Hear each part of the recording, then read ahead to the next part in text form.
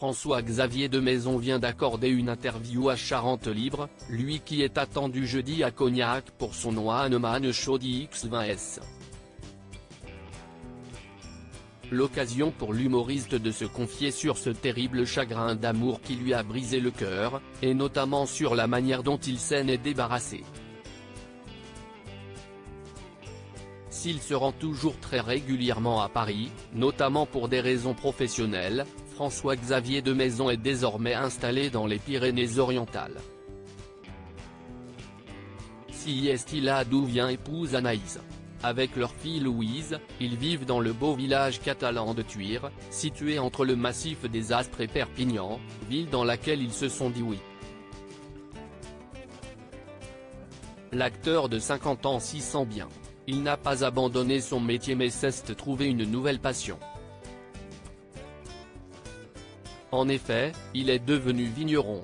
Il est propriétaire du domaine de Mirmanda dans le terroir de Vingros, qui dispose d'une très grande réputation. En 2020, alors que le monde entier était confiné à cause de la crise sanitaire due à l'émergence de la Covid-19, François-Xavier de Maison eut une idée, mélanger son métier d'acteur humoriste avec sa passion pour le vin. Ce qui a donné l'écriture de son nouveau spectacle, dit X20S. Le vin est un prétexte pour voyager dans l'espace, si est un fil rouge pour voyager dans mes souvenirs, vient-il d'expliquer à Charente Libre ce mardi 10 octobre, alors qu'il présentera son One Man Show jeudi à Cognac. L'acteur s'est notamment rappelé pour le quotidien du fait que le vin lui a permis d'oublier certains souvenirs, dont un chagrin d'amour qui lui a brisé le cœur. En buvant, il a pu tourner la page plus facilement, j'ai bu un morgon de chez Marcel Lapierre pour me réconforter. Cela a également été facilité par le fait qu'il n'a pas bu tout seul ce soir-là, j'étais avec une autre fille, rire. Si est souvent comme cela. Depuis, il est tombé amoureux d'Anaïs avec qui il a fondé une famille et s'est installé dans le sud de la France.